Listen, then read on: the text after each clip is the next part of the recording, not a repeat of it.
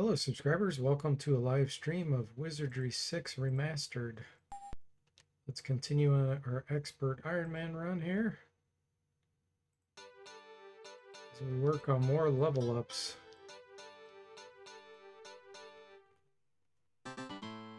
Hey there, Bo, welcome to the stream. How are you doing? It's going great here. Let's see, let's get some more training.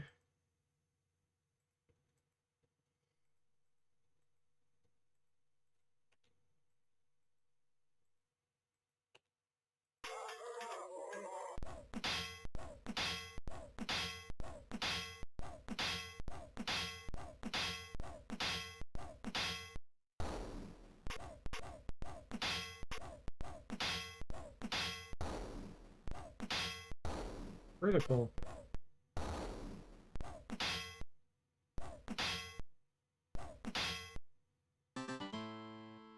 You doing good? Glad to hear it, Bo. Just finished a couple of quick reviews. Nothing too serious. Sometimes it's nice to do basic stuff. Oh yeah, absolutely. Quick to record and quick to edit. Yeah, exactly. Well, cool. How often do you get to, like, when you're done doing the review and edits, how quickly does it take for you to get it up live on YouTube?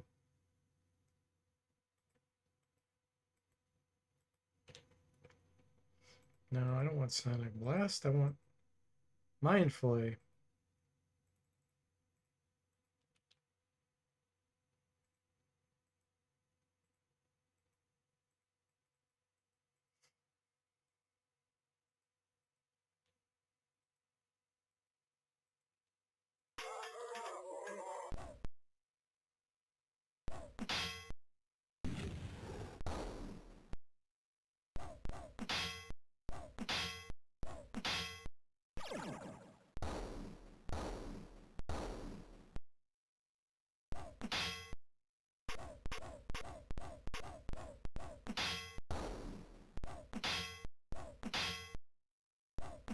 They're critical.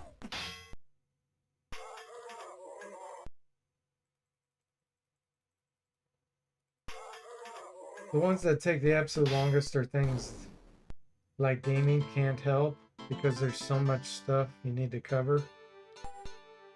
Can take over a week just to record it. Plus, of course, I need to test it extensively before I form an opinion. Gaming handheld, not gaming handheld. Oh, gaming handheld. Gotcha. The take the absolute longest are things like gaming handheld. Yeah. Are you still finding enjoyment in doing it, or do you get times where you feel like you're getting burned out? I thought I had another item. Yeah, I did. It was the giant sledge. I already dropped it.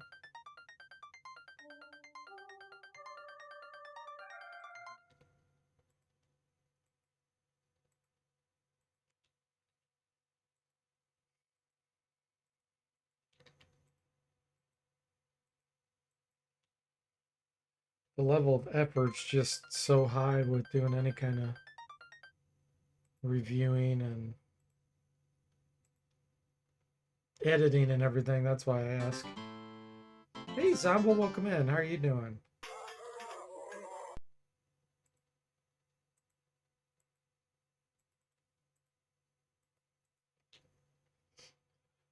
So much of those types of products aren't just the raw performance, but rather the user experience. So I really need to take time to form an opinion. I guess sort of like your reviews, it's not just about what the game is about, it's whether it's enjoyable. Yeah, that makes sense. That makes sense.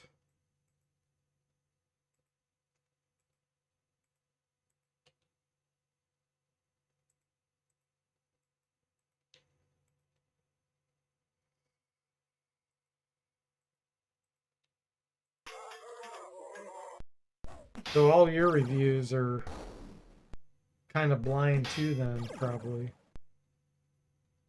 I'm assuming, or do you do research ahead of time and get the general gist of what you're going to be reviewing, or do you just wing it on the fly and don't really know much about it?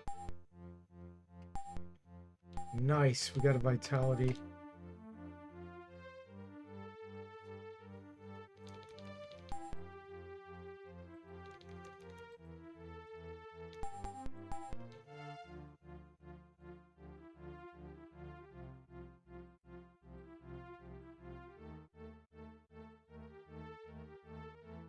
Let me get boiling blood.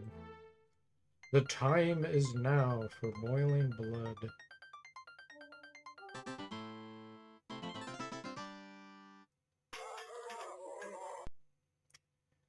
And only the bard is awake.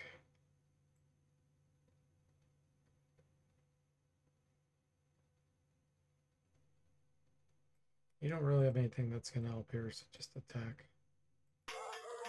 Yeah, you get very basic background to make sure it's not garbage and not worth the effort. Otherwise, you record as you go. Yeah, that's cool. Smart.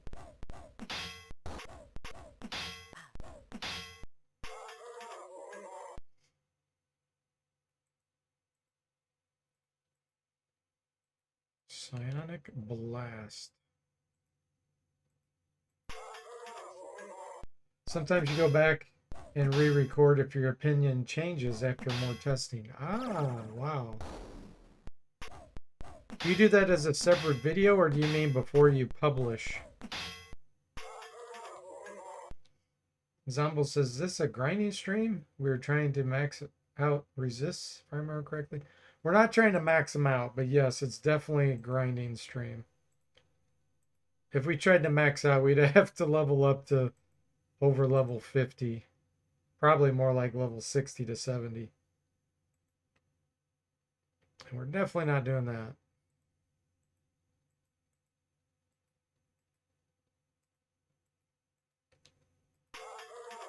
Hey, Saztam, welcome in. How are you doing?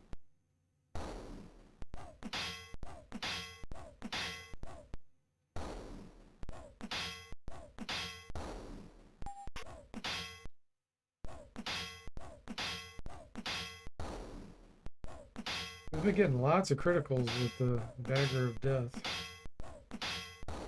And these guys are pretty death resistant.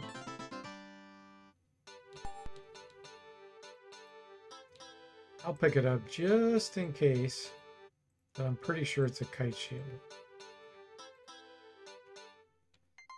Usually before you publish, as you try to use complex stuff longer, like laptops, for quick fire reviews, I may go back and pin a comment and mention issues in a separate video. Gotcha. That makes sense. Okay, this will be a painful fight here. We're gonna put a power 7 Toxic Cloud on that group. Deadly Dagger of Death. Jerforn says, hey Jerforn, welcome in. How are you doing? The Deadly Dagger of Death. Sounds like a 1960s movie.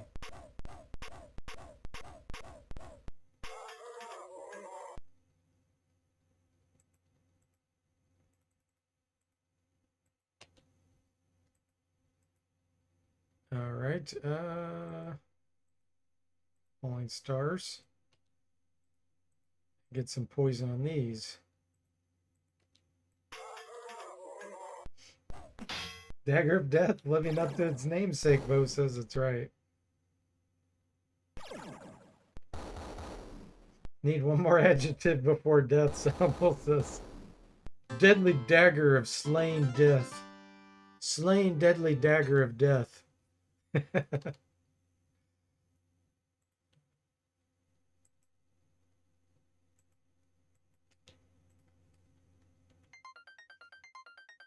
Deadly Dagger of Dangerous Definitive Death, Bo says.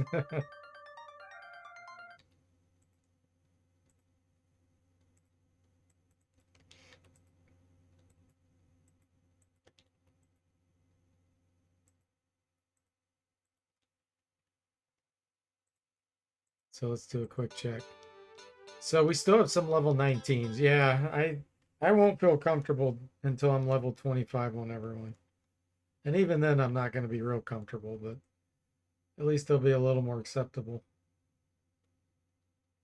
to try to take on the final area. The monsters in this game get brutal as soon as you go into the Temple of Ram.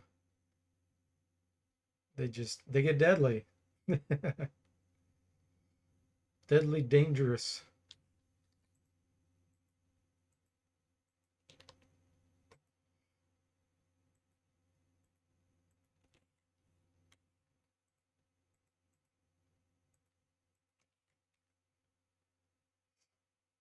Most is name too long, doesn't fit in 8 bits.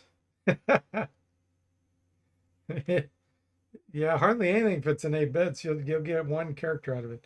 Although the Forgotten Realms engine that I'm reverse engineering, that they squeeze their characters into 6 bits for each character. I had to figure out what they were doing and decode that. Bit shifting. You know what? Let's kick these.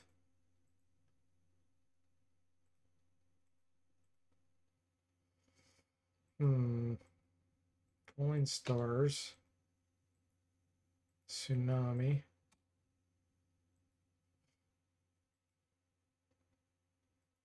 Firestorm.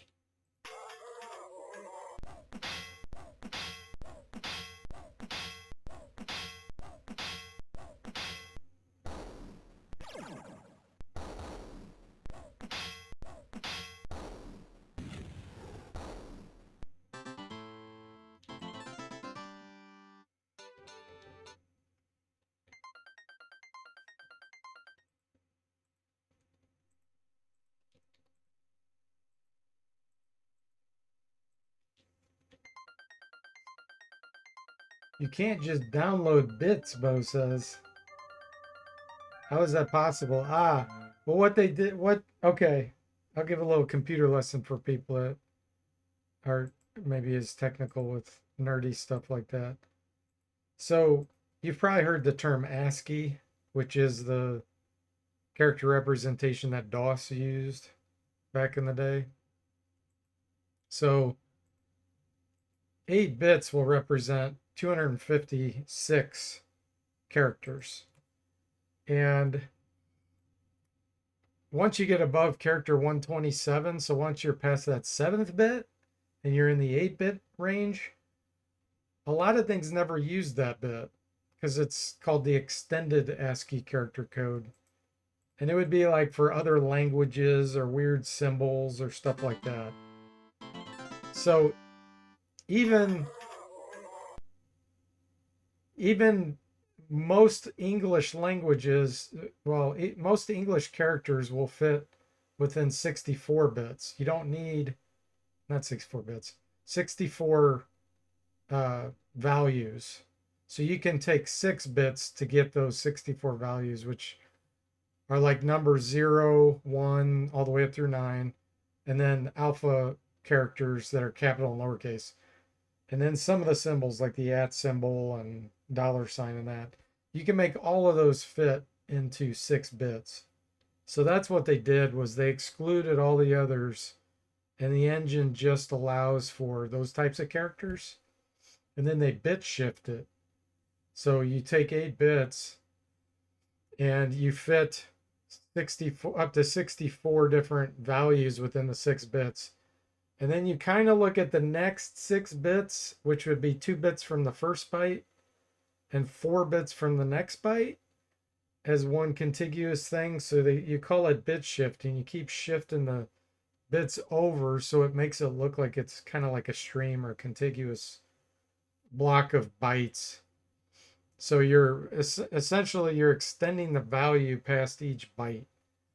And then eventually you'll shift over so much that the next byte at position 0, the first bit, you start the first bits from that 6 bit chunk. And it probably made no sense the way I told you that, but essentially they're just kind of using extra space in the 8 bits to shift over. The next value starts, and then it gets truncated, and then the next set of the bits from that 6-bit byte starts in the next byte, and you just keep going over. The funny thing is you can left shift and you can right shift. And when I first was figuring it out, I think I did a right shift. I don't remember what I did. And it came out just with weird characters. I'm like, okay, well, this obviously isn't going to work. And then finally I shifted the opposite direction. And then boom, all the phrases came through magically. That's always awesome when that happens, when you're trying to decode something. You know, as soon as you decoded it successfully, it's like, yes, that was it.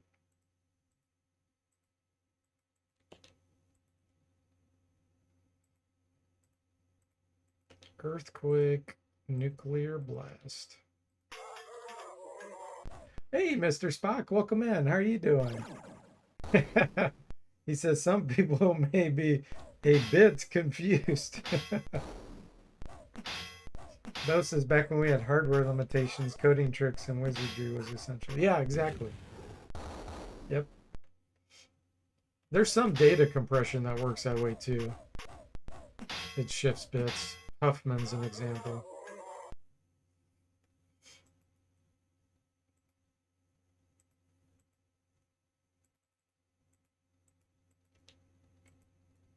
But when you try to open something like that in just a text editor, it just looks like garbage because everything's shifted and it, it's not real characters then. It's not the ASCII representation. So a text editor has no idea what to do with it.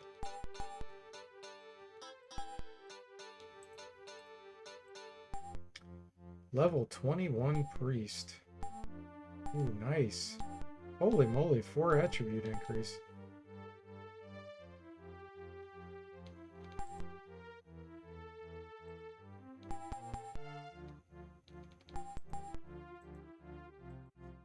Okay, new spell.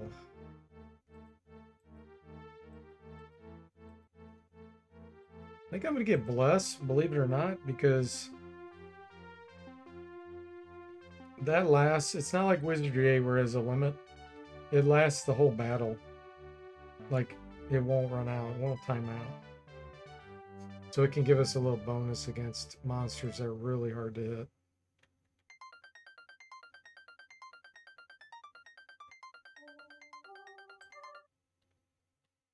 You're doing good, Mr. Spock. Glad to hear it. It's all 1 and 0s. We're just playing in it.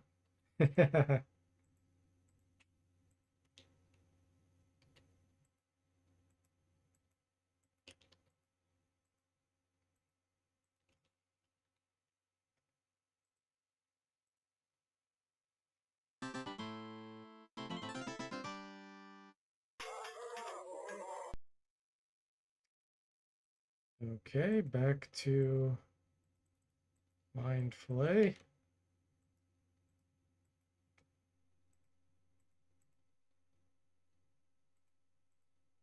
Wait a minute, back up. Jimmy, do Falling Stars.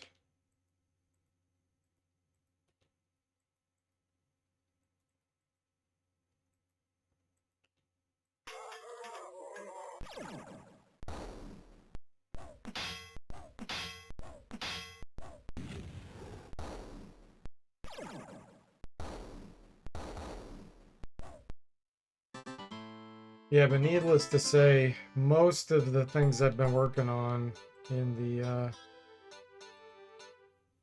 recreating from Forgotten Realms is bit shifted. Almost every single value. It's like, really? And they don't do it consistently. Sometimes it'll be 4 bits, sometimes 3, sometimes 5. So it's a real pain in the butt.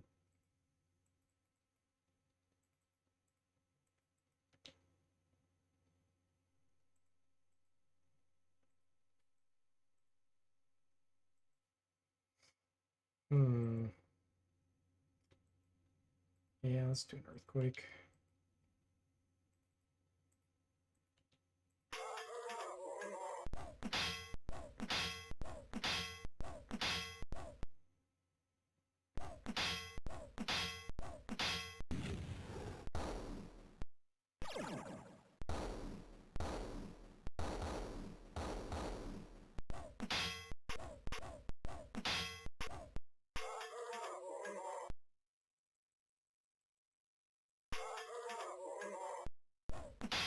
Mr. Spock says, so do you basically have to make your own translation key?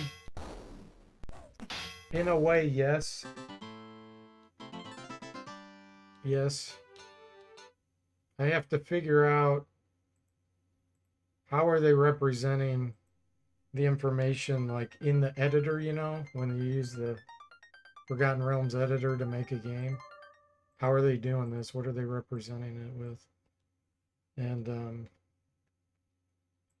write code to do bit shifting and stuff to make it easier for then my main code to not have to work at a low level. I can work off the structures that I create. Because my intention is to have my own layer where, you know, because the Forgotten Realms engine is very limited. So my intention is to make my own layer that can sit on top of that. So that gives me options if I want to extend certain functionality in that, where someone could write their adventure in Forgotten Realms, Unlimited Adventures, but then maybe update a few other files in my engine if they wanted to gain more functionality. So it's kind of like just an extra extension layer on top of it. I've already kind of done my own thing for just some of the games in general as I've been remastering them. Oh, because some of them are quite different, and I want them to all build execute in the same engine. So,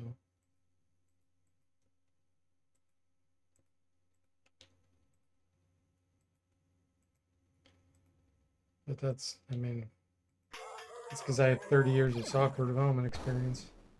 This Spock says, oh yeah, I suppose the editor at least lets you purposely conduct repeated tests, so that makes it easier. Yeah.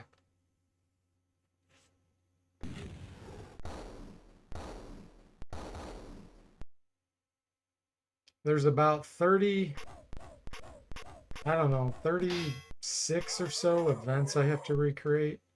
That's where the bulk of coding is going to be once I get all the stuff translated. And then graphics will be a little bit of a challenge because there's backdrops that the user can create. There's um, monster graphics and all that stuff. And then it even has combat graphics that you can change, which I'll probably work on that last, like the backdrops for the combat stuff. But that's actually not the hard part. The hard part is figuring out what they did, the crypticness. And I've got a good handle on that. So I'm 100% confident I'll be able to recreate everything. It's just how long is it going to take me?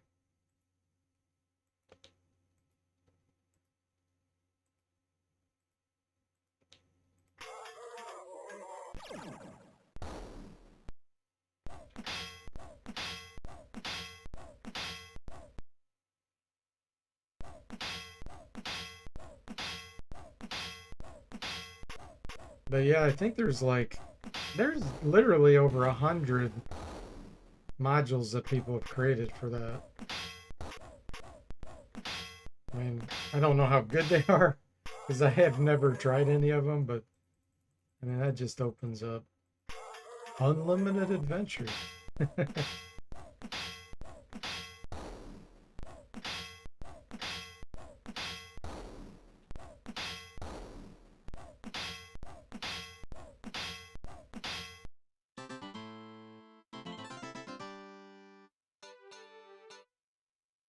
See how close we are on everybody else. 21,000 on the Bard. That's all he needs.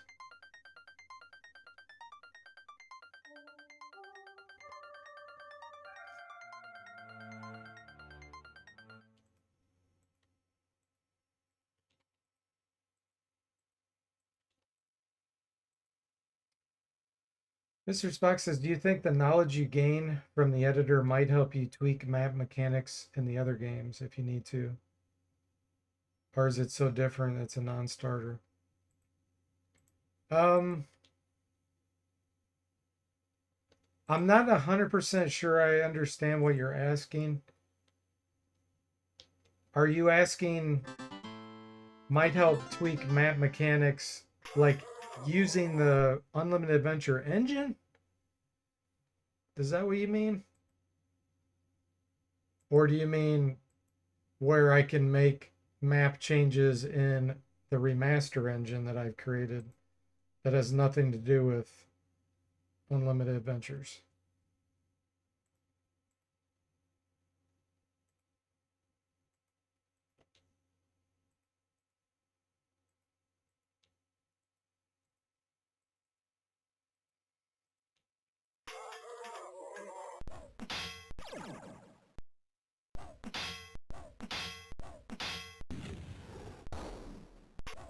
Ah, fizzled tsunami. Zombo fizzled.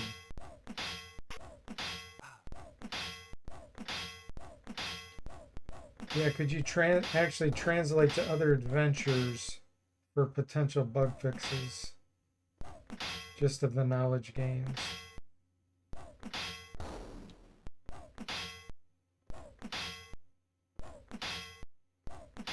Sorry, Mr. Spock. I think I still don't understand what you're asking. I'll answer this way generically. Yes, I've learned so much about how SSI designed everything, and I've extended it so much and rewritten so much that I can basically extend anything I want to do. I could I mean, I don't see any limitations. I'll just say it that way. It's just all a matter of how much time. Say you fix something in your Pool of Radiance remaster with the knowledge you learned from the UA. Okay. No. Believe it or not, no. The Unlimited Adventures engine is completely different. It's basically a rewrite. It doesn't use the DAX files. It doesn't use any of the data structures. Nothing is the same. There's maybe one exception from what I've seen, and it's items and monster, how they're stored in files. But that's a simple thing, and even those even changed in all the engines. But the actual code and how it runs and everything, and how they do stuff, it's completely different. The good news is I've already kind of built in all this stuff as I've been making my own engine. That's how I was able to pull in VGA graphics from like Treasure of the Savage Frontier and all that stuff. So I've already kind of rewritten a lot of stuff that SSI had done. So all I need to do is put in a translation layer of what Unlimited Adventures is doing and just run it through my regular engine, and it's good. It's good to go. So I won't, anything that they did in there won't help me fix anything in the base engine because it's completely different. The good news is there's a lot of bugs in Unlimited Adventures. I was looking at some archives and I saw a list of like 80 bugs. And I'm looking through and I'm like, almost all of it's fixed. I've fixed like almost all that stuff, or it's not an issue. So, so anything that would have been a bug or a limitation in those Unlimited Adventure engines don't have a problem. They just get the benefit of the remastered engine that I made. So all in all, it shouldn't be a gigantic effort to do this. Hey, Jixer, welcome in. How are you doing? Holy moly, 20 months. Resubscribe at tier 1. Thank you so much. I really appreciate the support. Thank you so much, Jixer. How have you been? That's what you thought, but just making sure? Yeah. Yeah, I'm always mindful of when someone does something because I mean, I just have too much experience doing software development. I've looked at so much bad code over the years that it's very easy for me to incorporate and just over time modify that kind of stuff. It's one of the benefits of having a lot of experiences. You've kind of seen it all, you know, and done your own stuff. So it's there's nothing really that'll be able to stop me from doing what I need to do.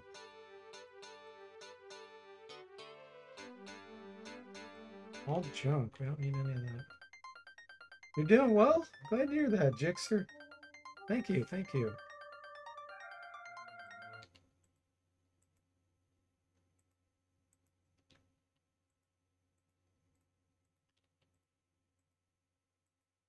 Yeah, what's probably helped me the most fix things in the engine over time is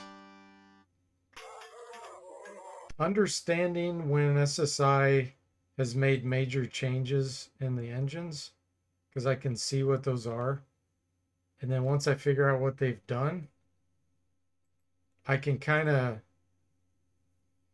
fix that very specific engine. Like, let's say Treasures of the Savage Frontier. They made tons of changes to that. So it took me a while to figure out what the heck they were doing. And some of the code's lost. Some of the code is lost that they did because it's not in DAX. It was in the actual, I don't know what they wrote it in. We'll just assume C++. It's in that. So I had to try to figure out when does this event fire and what's it trying to do?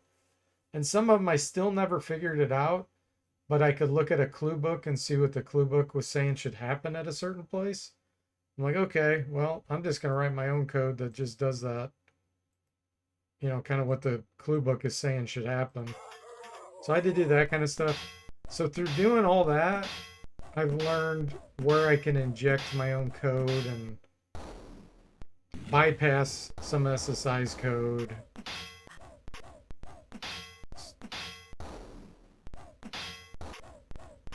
If I would have only worked on, like, let's say Pool of Radiance and Curse Azure Bonds, I wouldn't have learned nearly as much because I wouldn't have seen all the different core changes they made. I don't know if that makes sense.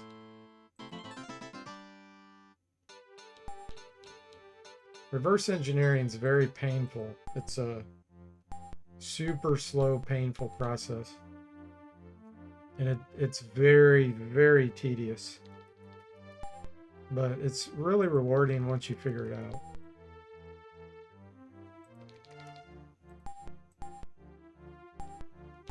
Mage level.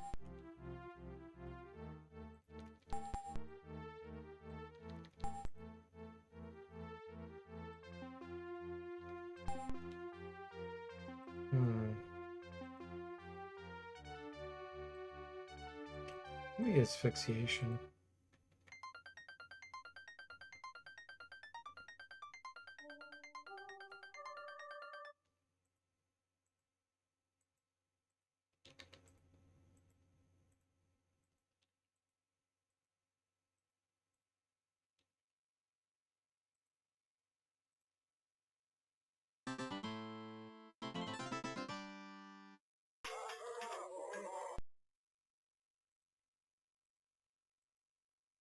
Hey, Burgermeister, welcome in. How are you doing?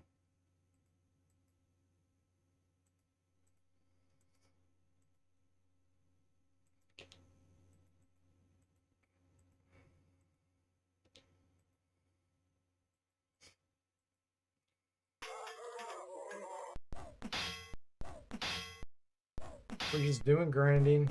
Got to get our levels up higher so we can get our magic resistances up.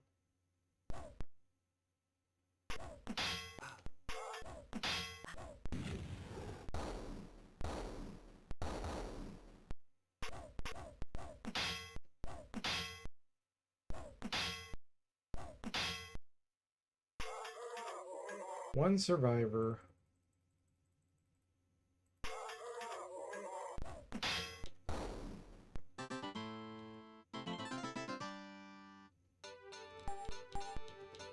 A mace, now that's different.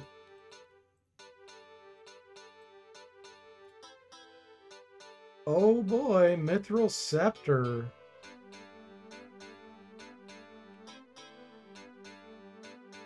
That's a really nice offhand weapon. Priest can use this.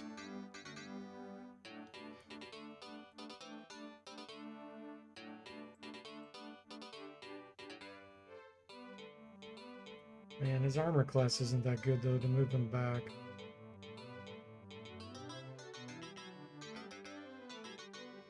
Could give him the Ring of Invisibility.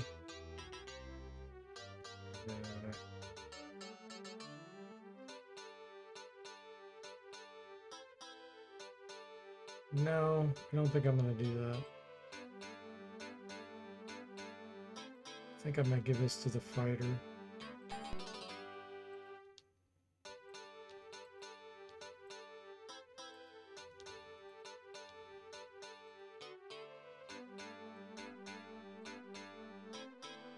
Here. Yeah, he's already got wand and dagger up to 93. So throwing and shield is the only thing left to really train. Let's take the shield of bashing.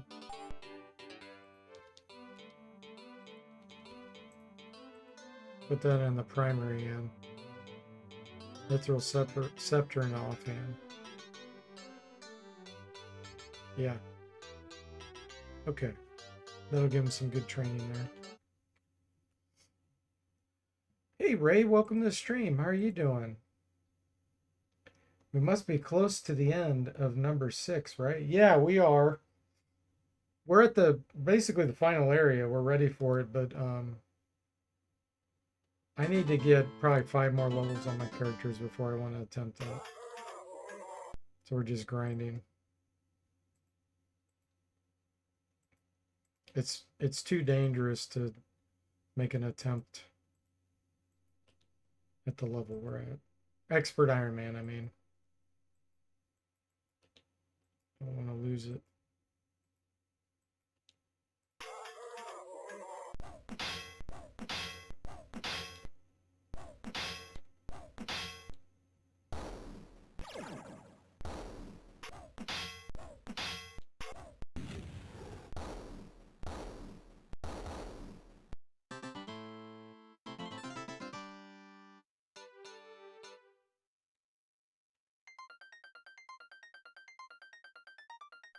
Yeah, we don't want to die at the end, exactly.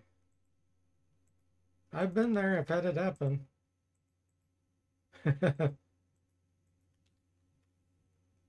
That last area is the difficulty level just goes through the roof compared to the other areas of the game.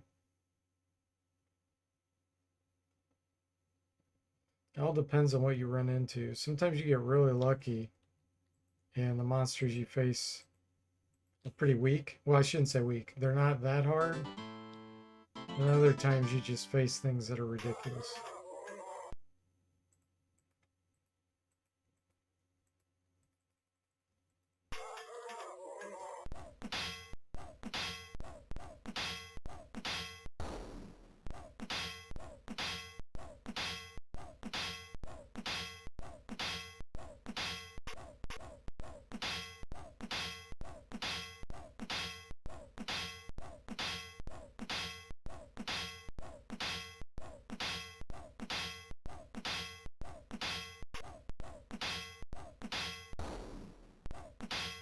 A lot of attacks.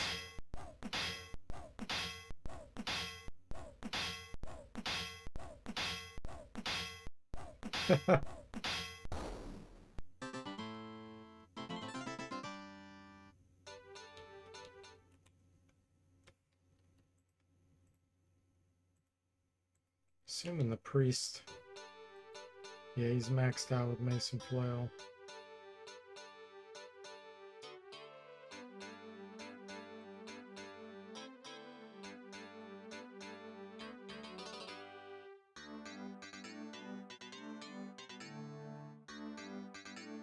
And I think the monk. Yeah, his Mason Flail's 100. He's still working on wand and dagger.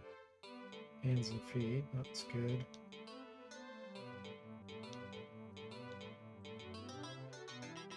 Bard's not getting training with the sword. His dagger's 52. I think.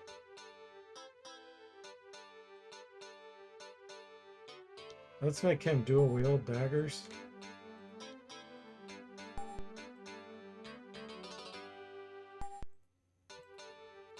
Prison dagger's cursed. This thing it's confused about. Okay, I'm gonna have to unequip this. Primary. Secondary, there we go. Okay.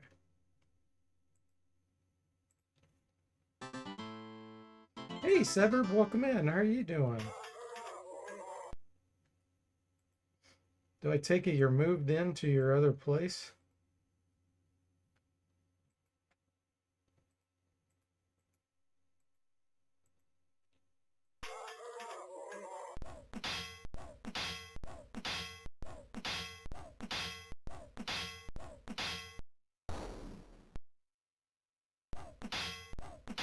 Oh, not yet? Gotcha. Is that coming up soon?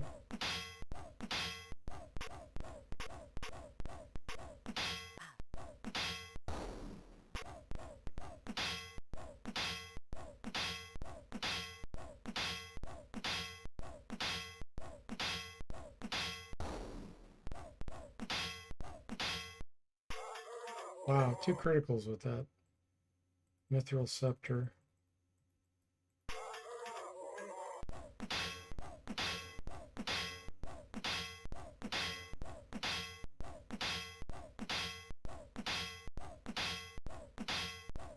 Hey, Techno, welcome in. How are you doing? Feel this is the year of wizardry, says.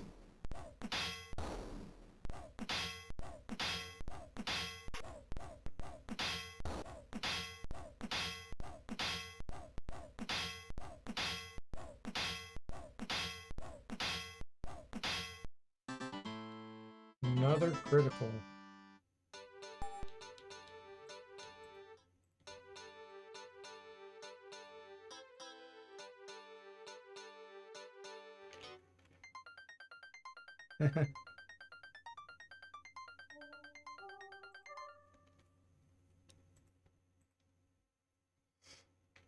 Sever says, I'm moving out of my current apartment this week. We'll drive over the weekend and arrive in Pittsburgh Sunday. Then you have, then you have to find a place. Okay. Gotcha. So it's a move on the fly, find on the fly situation.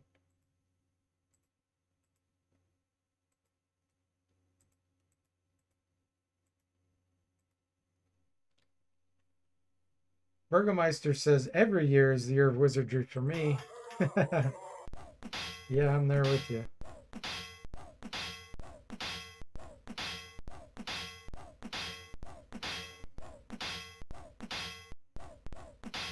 Ah, Fizzle. Fizzle of Blizzard. And I gotta see that critical hit chance.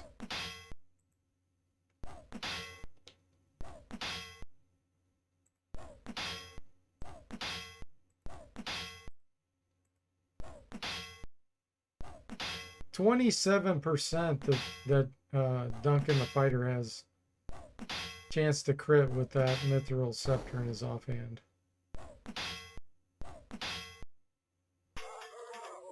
That's insane. Draconic dude, hands and feet's 11%. The Holy Dagger's 17%. That Dagger of Death, its effective kill in action is 23%. That's why we're getting so many criticals.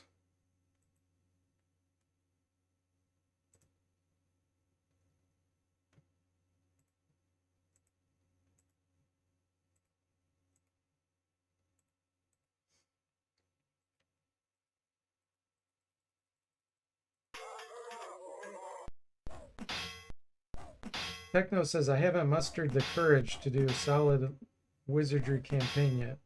We have to finish Ultima 6 first. Did you, how long you been doing Ultima 6? Or have you not started? That's my favorite ultimate.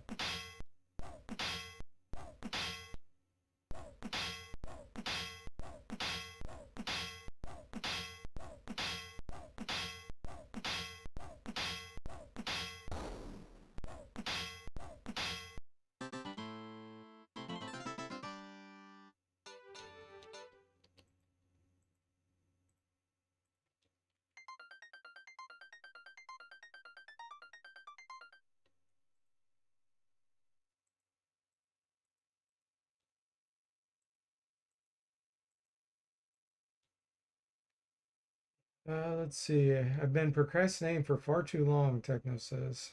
This is the year I start and finish it. Ultima 6?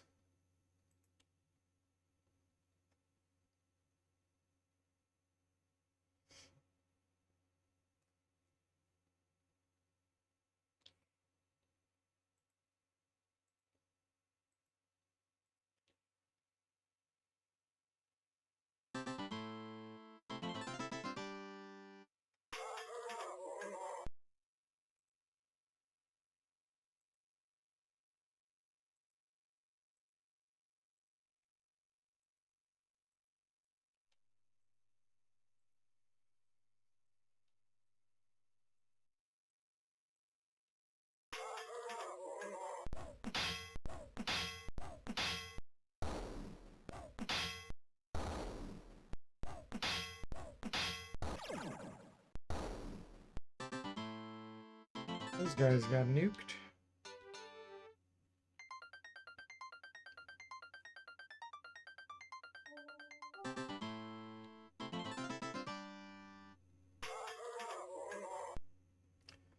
Okay, we only have 2 guys available.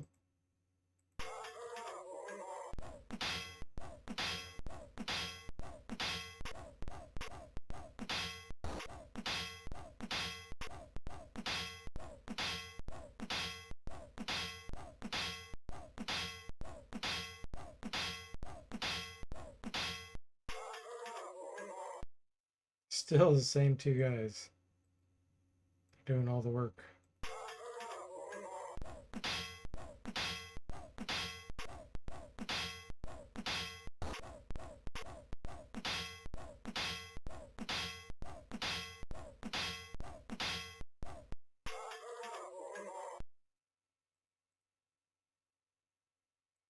Now we got Zomble. About some boiling blood.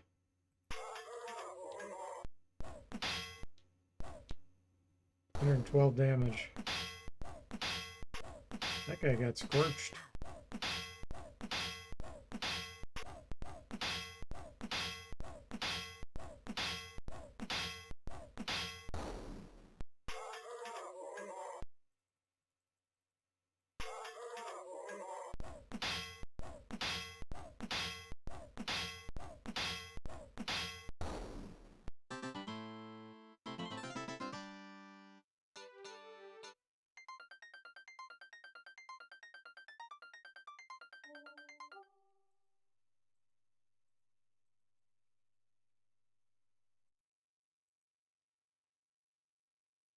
I think what I'm going to do, I'm going to turn off the music and turn off the sound.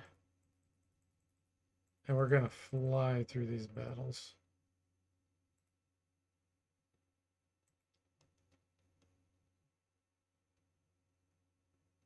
It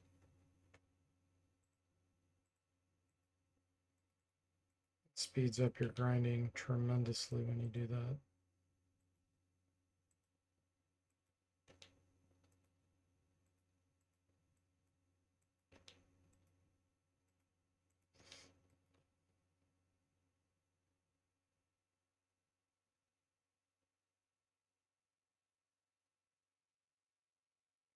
Mind Flay, Falling Stars, and then the nuke.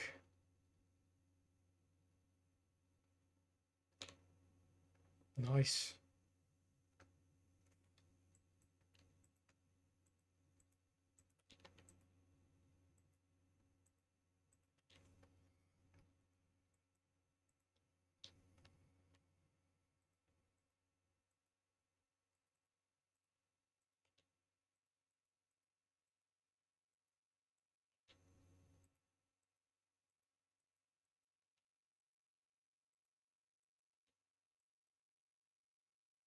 You don't have to hear all the clanging. It goes a lot faster.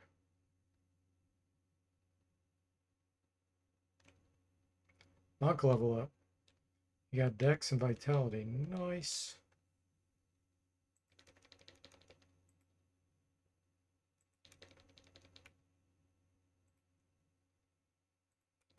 $35 Kurajutsu.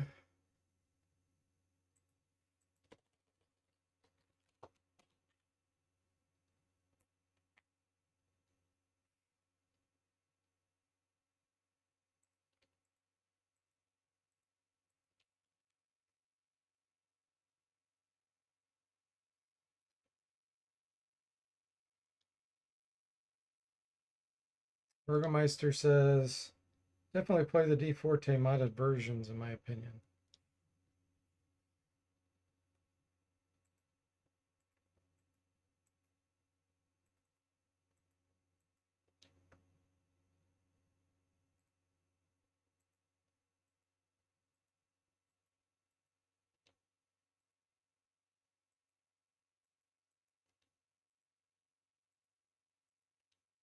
Glad you enjoy them, Burgomeister.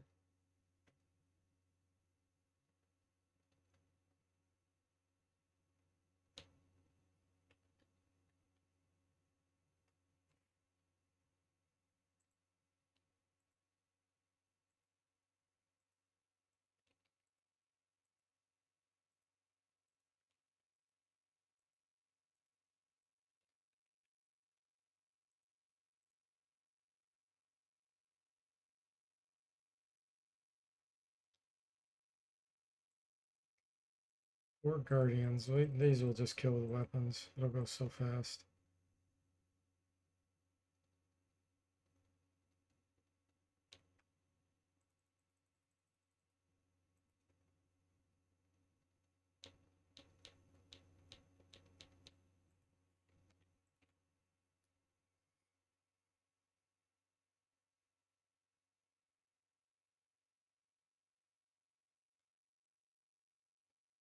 This is bigger group, so we'll use spells.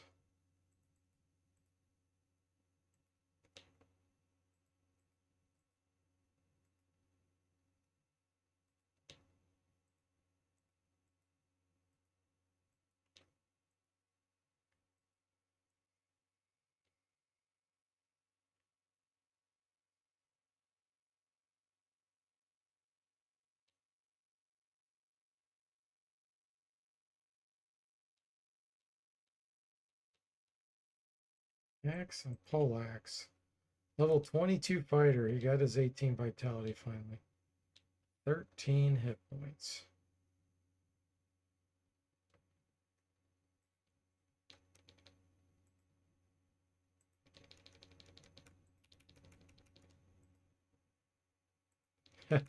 Scribe of 96.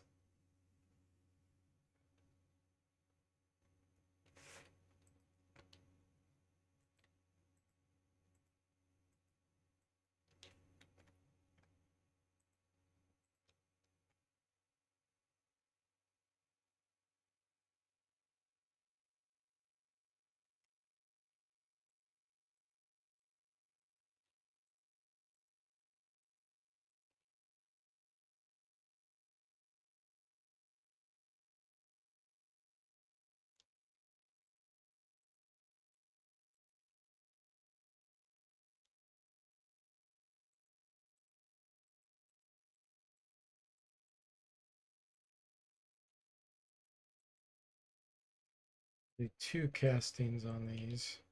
The rest will be weapons.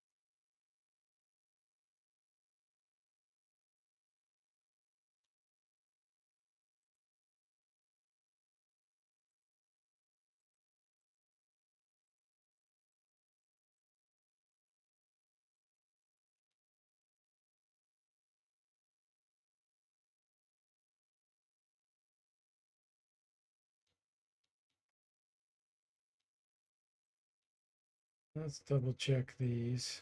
More silver solarates. Okay, shield.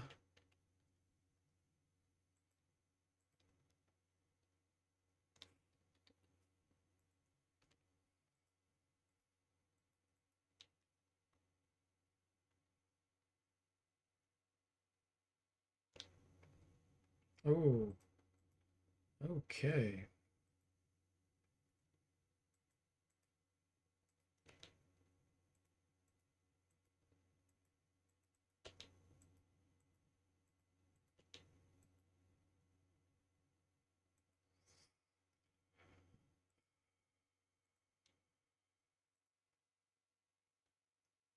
It was a big relief when you talked to the moving company suburb. They said they stop at your storage unit, grab your stuff there. Just hadn't had the time to go over there and sort it. Didn't include it on your initial consult. Figure you just take it and sort it out on the other side. Yeah, that makes sense. Yeah, moving's such a hassle. A necessary evil, though, right?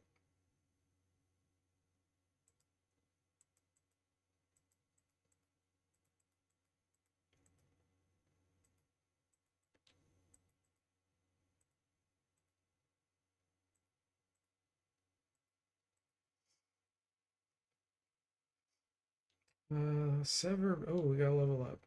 Severb says I never actually beat Wizardry 8. I keep running into points where enemies start overpowering me. Yeah. It's definitely got a big learning curve to it.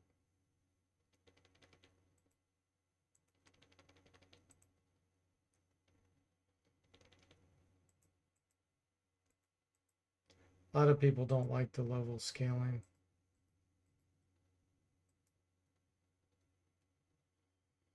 Hmm. What spell do we want here? I think I'm going to get Cure Paralysis, believe it or not.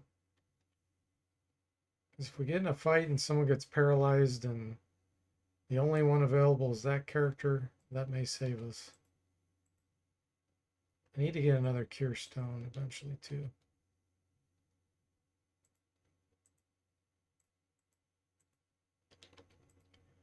Yeah, we're really spoiled or blessed, depending on how you look at it. All the games we have at our disposal today. There's good and bad and everything, though. Sometimes it's not good to have too many options. If you're a, like a purist and you run into analysis paralysis situation, some people get that.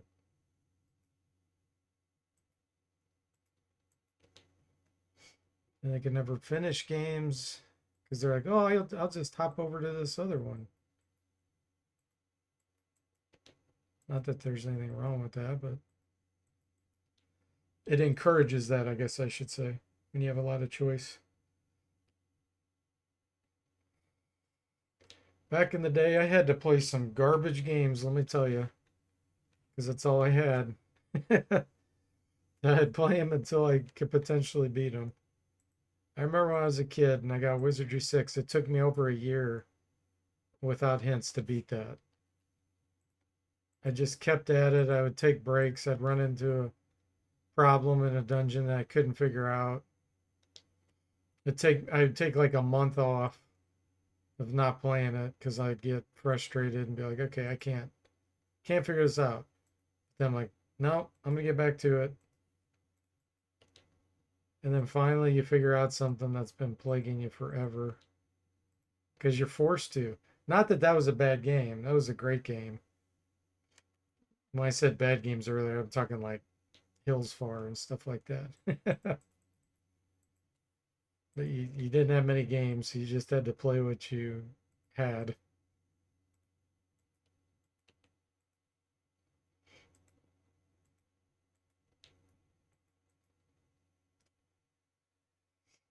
Severb says, could you make an explorer mode mod? Like Baldur's Gate 3, the characters have more hit points and greater hit chance, and the monsters have fewer. Yeah, that could definitely be done. I mean, you could just make all the monsters weaker in general, and that would kind of accomplish the same thing. Have them do less damage and stuff. And you could just decrease the number of random encounters. There's countless things you could do. The problem I think you'd run into is everybody's different with what they consider too much, you know. I made a no level scaling mod, Severed. You might want to try that if you ever want to go back to it. That might help you. Because there's some people that didn't want to play it because they don't like level scaling. I'm like, all right, fine, I'll just make a mod for that.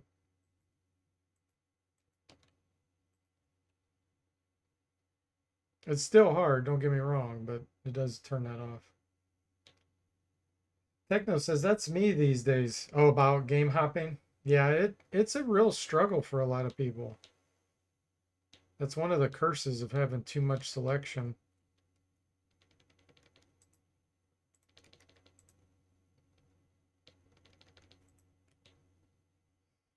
Burgermeister says, yeah, Hill's far.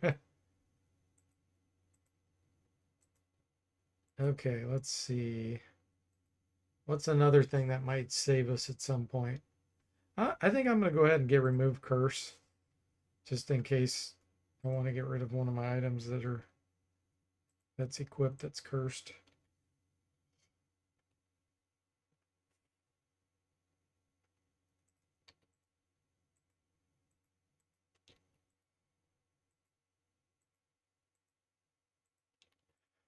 The other kind of curse that happens when you have a lot of selection is,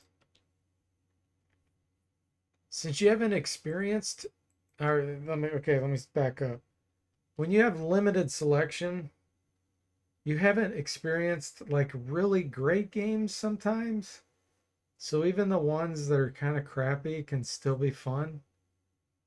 But when you've played all these different games and some of them are really great, or you like some features in one game, it makes you super critical. It almost makes you a game snob.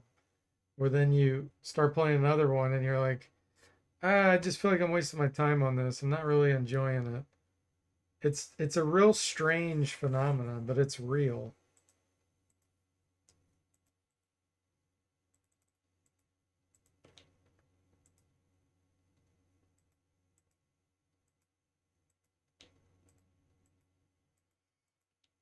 And it probably goes along with personality type too. Some people are just prone that way.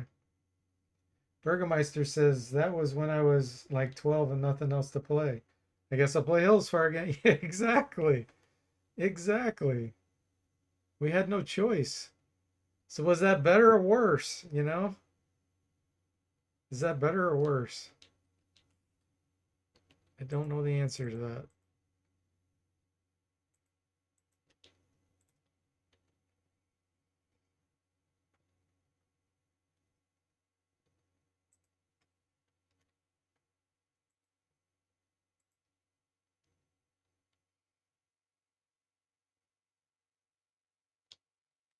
And your perception changes too. Like, you're probably like me, Burgermeister, and you didn't think Hillsfar was that terrible. Like, you thought probably like, am I really having a lot of fun with this? But you didn't think it was that terrible. And then once you get all these other games and that's when it changes your perspective. Like, wow, that really was a bad game.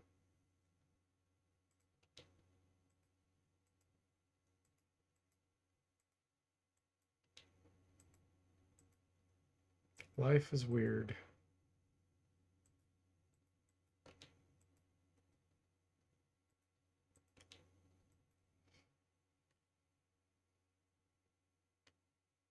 I feel that way with movies the most. Movie and TV. I feel like there's so little original ideas that I'm watching a movie and I just can't enjoy it. It's like, this is just like this other movie that was already kind of boring. It's where some of the original stuff was just so much better. And that's kind of why I like 80s movies sometimes. 70s and 80s. They had some really crazy, weird ideas. Like very, so it depends on what you're talking about, but some movies were very realistic and gritty. Others were, totally unrealistic, super cheesy and dumb, but they were so entertaining because of that. Because they were just so strange. And I feel like movies the past 30 years, in my opinion, have just been, not all of them, but the majority of them, nothing original. And just like I've seen that, seen something just like that. I get bored. Burgermeister says, yeah, well, I knew I would rather play Champions of Kryn. I was always happy when a new gold box game came out. Yeah, for sure. And Techno says, yeah, I love how experimental and wild the movies from the 80s and 90s. It felt like they wanted to make something fun. Yeah. Fun, fun and crazy and different was their number one priority. And so you just had very unique stuff. And I feel like 70s kind of started that too. There's some overlap, at least here in the United States.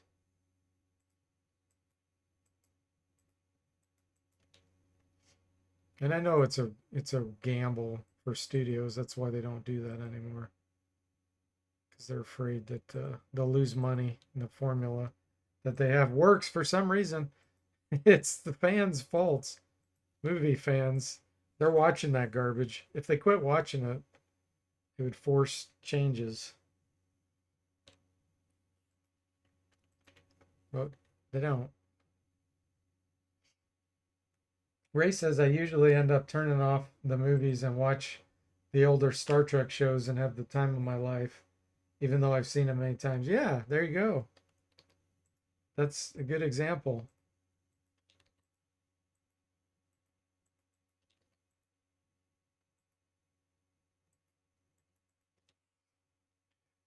Techno says movies these days are designed to be a product.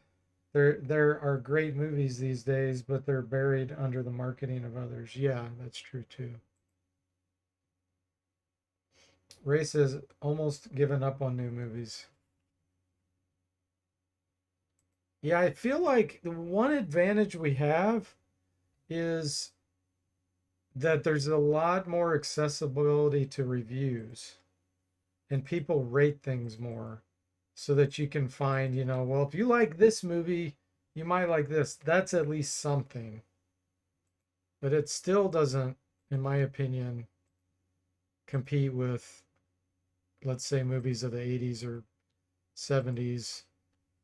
That's just super unique. And when you watch that, you're either going to see excellent acting, a great, strange story, creative directing. You're going to see something. Don't get me wrong, there's a lot of garbage there too. But even the garbage sometimes would entertain because it was just so weird. It's like, well, I don't know what I just watched, but I was entertained by it.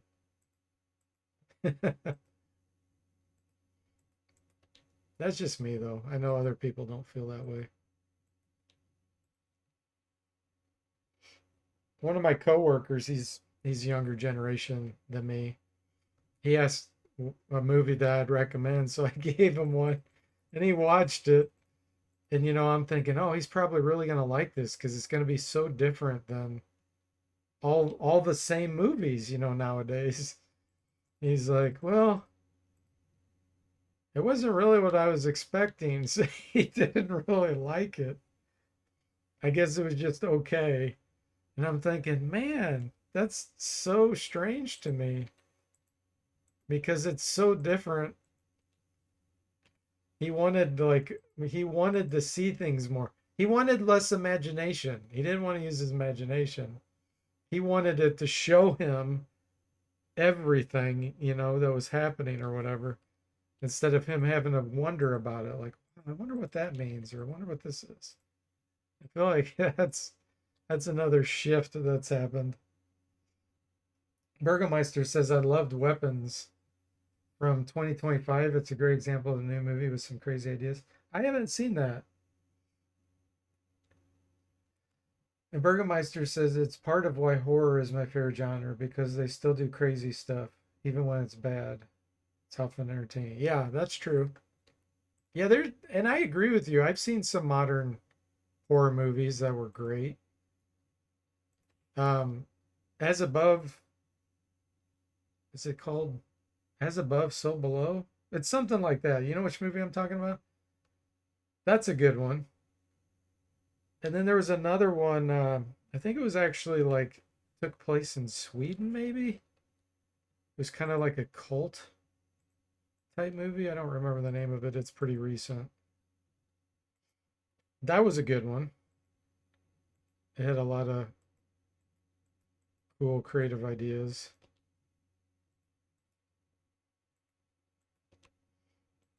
And it's probably because it's less mainstream. There's probably not a lot of people that go to see horror, so it can be more independent. Yeah, Midsummer. Thank you. I couldn't think of the name of it. That is the one I'm talking about. And Techno says you should watch When Evil Lurks. It's my number one favorite horror film of a long while. I haven't heard of that one.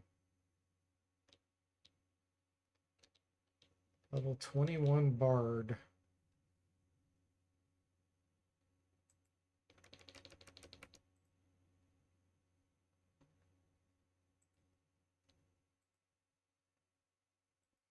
I'm working on mapping.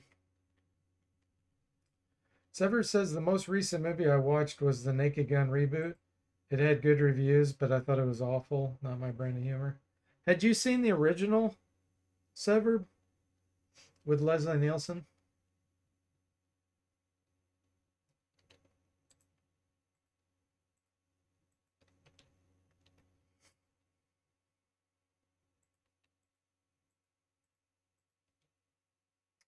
Oh, yes. Okay.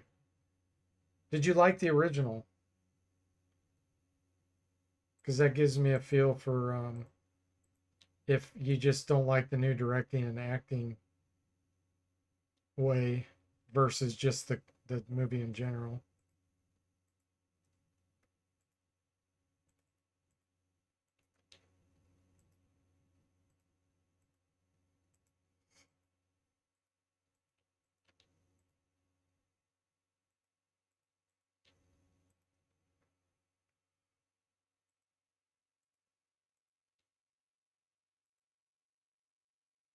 Burgermeister says, I thought the new Naked Gun was okay, but what hurt it for me was the casting. Yeah.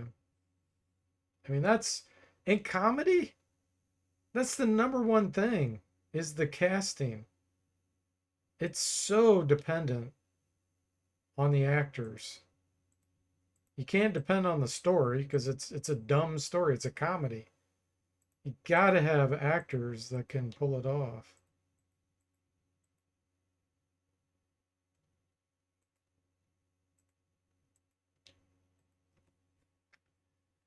Techno says Possessor was an absolute insane film. Brought to you by the son of David Cronenberg. I haven't seen that either. Severed says I like the original for the comedic bits. The oh yeah, well maybe this will refresh your memory. Okay, gotcha. So yeah, if you like the original and you didn't like the what is he called a reboot? Can you pinpoint why that is? Was it the acting and directing, or what was it? Or they just changed the jokes to be just stupid? Hmm.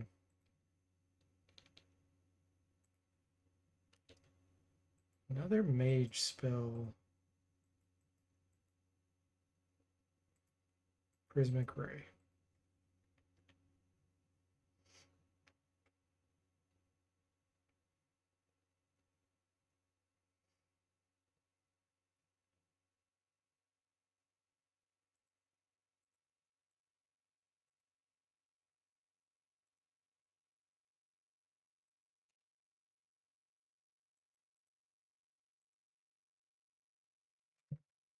Mouse. not cooperating.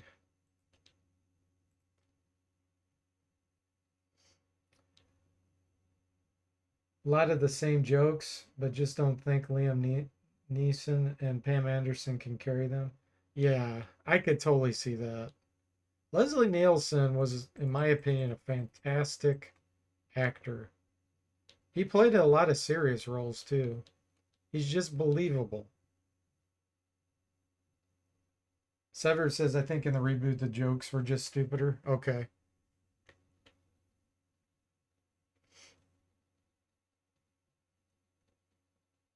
Oh, you have to do subtitles on that movie, Techno?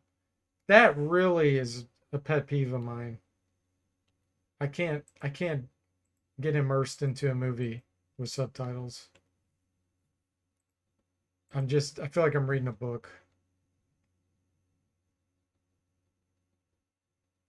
I have to take dumb, stupid dubbing, bad dubbing over subtitles if I want to be immersed.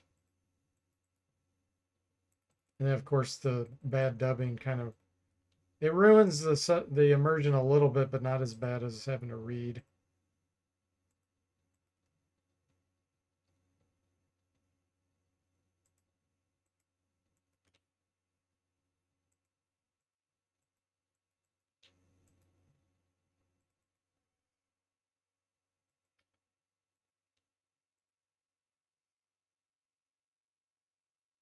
Ray says, I hope they won't remake Airplane.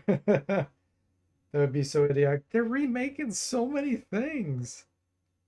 Oh, there's not many remakes that are better than the originals, in my opinion. The only one that I can think of off the top of my head that I enjoyed more was War of the Worlds. I enjoyed Steven Spielberg's remake of that more than the original. That's the only one I can think of. And that's mainly because the ambiance of the movie, not the acting. It was the ambiance was fantastic in the remake. At least if you see it in a movie theater where you have the sound blasting. That's another thing is for me to be immersed in a movie, I really feel like I need to be at the movies where you're focused on it and there's no distractions, you know.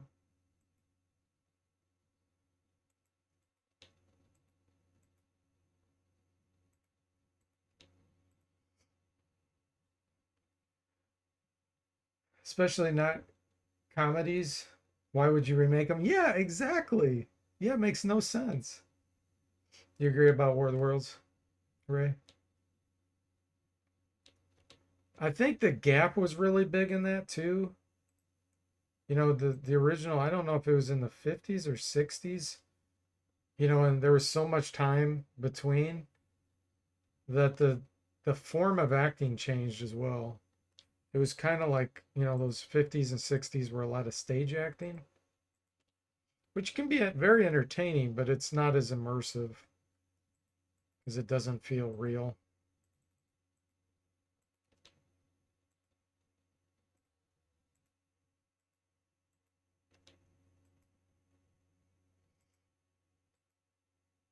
Let's see.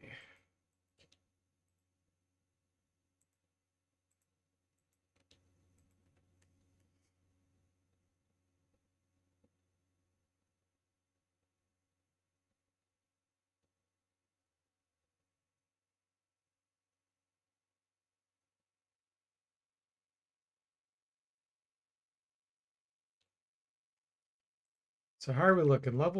So we're between level 20 and 22.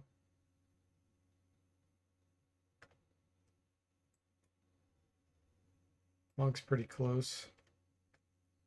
21.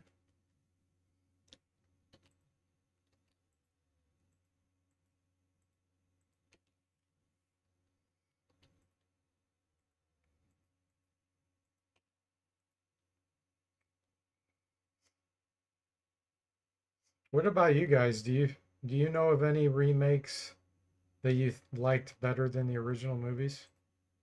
If so, what were those movies?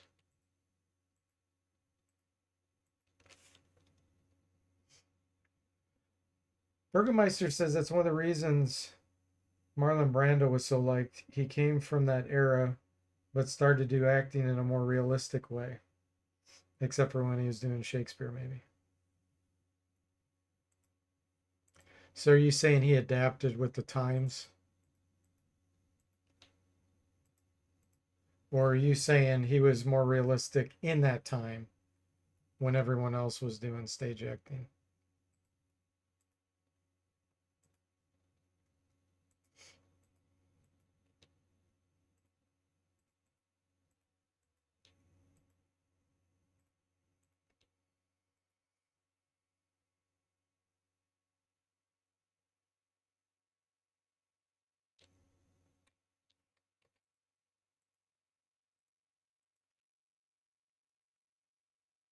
Techno says, I think I tolerated remakes, in my opinion, armchair film critic mind. They won't ever be as good as the original.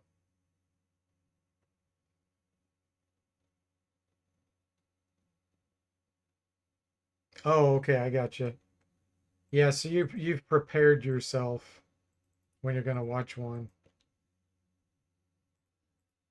You're like, it can't be as good. Gotcha.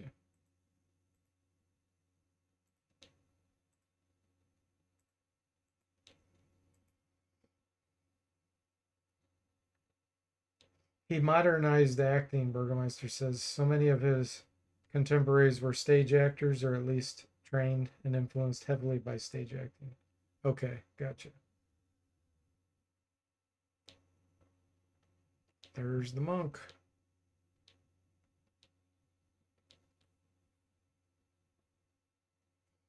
So they're still doing really good on the training of those. Put a little points in bow.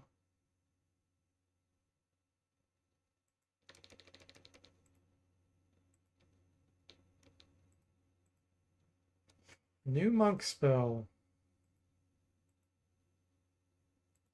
I'm gonna get sane mind.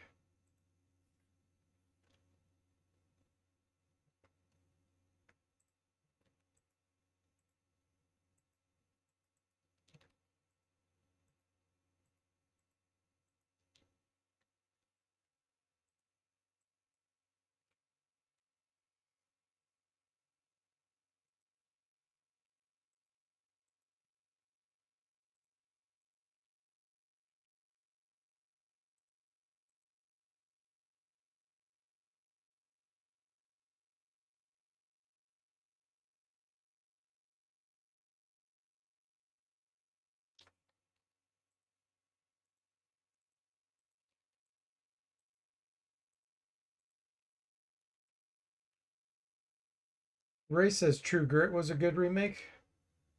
I did not see that. Is that the one with Jeff Bridges? I think Jeff Bridges is a great actor too.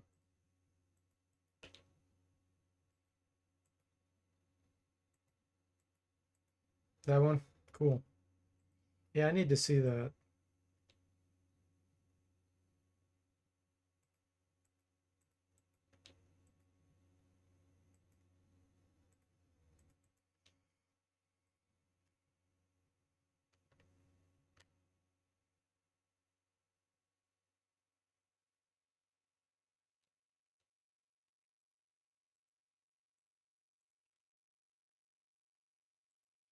I'm gonna check my resistances right now.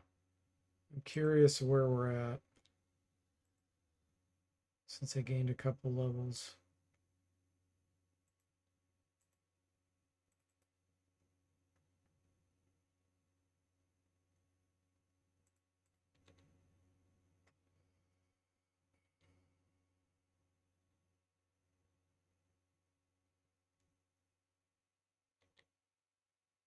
It's looking better. I feel like on average everyone's increased probably by about 5%, 4 to 5% on average. The most resistances. But it's still not good enough. Ray says I like the remakes like Seven Samurai and others that were made into spaghetti westerns. I haven't seen any of that. Burgermeister says that old acting with women looking up at the man with the glossy film smear. Yeah, yeah. It's that old transatlantic accent that many actors like Catherine Hepburn had that are kind of memed now. Yeah, that wasn't only in that. Have you ever seen the show Moonlighting? They did that with the female character in Moonlighting too. But I know what you're saying. They made that very predominant back then.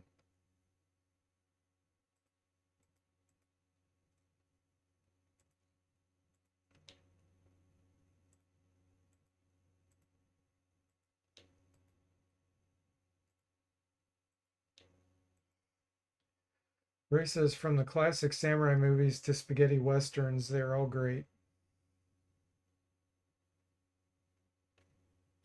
Yeah, Sybil Shepherd. Hey, Soda, welcome in. How are you doing? Yeah, Sybil Shepherd was the female character in Moonlighting. Burgermeister says Brando was influential for transitioning away from that. He wasn't the only one, but he was a mainstream one. Gotcha.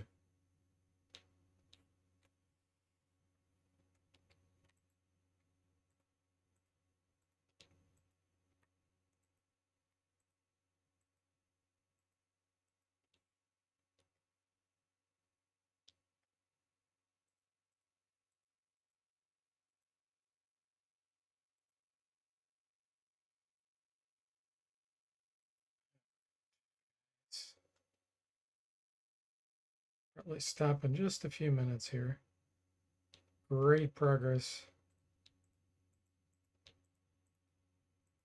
I'll probably end up, ooh, a titanium Morax.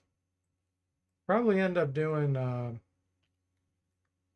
at least one more stream, probably 2 streams of grinding.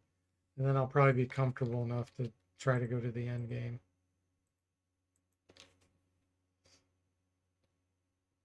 Mr. Spock says, still light out. Only positive of the clock change? LOL. Yeah. Mornings are rough, but evenings are nice to still have light out.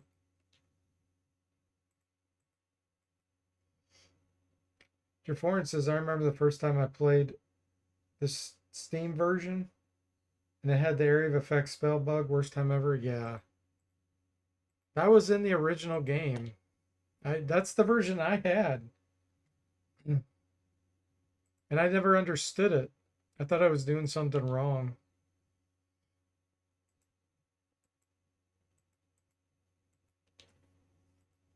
But if you get high enough level, that bug goes away. But you have to get really high level, like I'm talking in the 50s. Fighter, level up.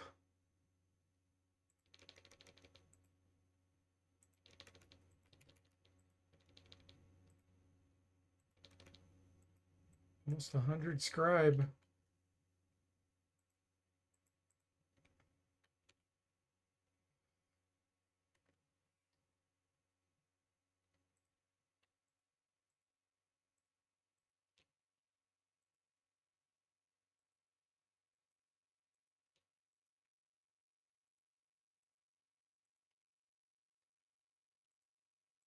I just do there. The bug was that almost all monsters would resist. So it wasn't because only one had to resist out of the group. So it wasn't like each monster got a roll to try to resist. It was if one resisted, then everybody resisted. So it'd make the spells hardly ever work. When we say the area of effect spells, it's only the big ones that hit all enemies, like nuclear blast, mind flay, those types. You'd be excited, like, yes, I finally got the highest spells, and then you'd cast them. You're like, wait, why isn't this ever working? Like I said, if you got your level high enough, it would start working again.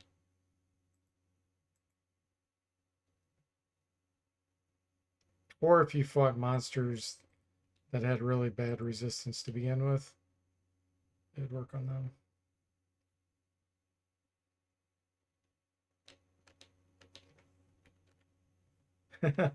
Yeah, that was Wizardry 6. Wizardry 7 didn't have that problem. They had fixed it. The other bug was the fighters would take double damage. So in your party, you would take double damage, and any monster would take double damage. That was a fighter. It was a terrible bug. That's worse than the area of effect spell. Mrs. Speck says, have you killed enough guardians today? Exactly. I say the answer to that is yes.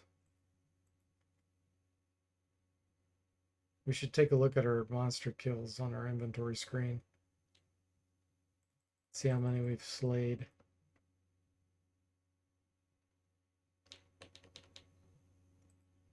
So Duncan has 900. Draconic Dude the Monk has 406. Saz the Bard has 160. Jimmy the Priest has 883. Zomble the Alchemist has 745. And Severed the Mage has 2,919. Glass cannon.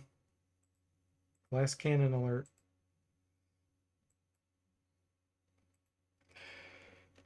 It's killed a small village. Yeah, he got nuclear blast pretty early, so he was nuking everything. All right, everyone. Well, thanks for watching. I hope you enjoyed it, and I'll see you next time.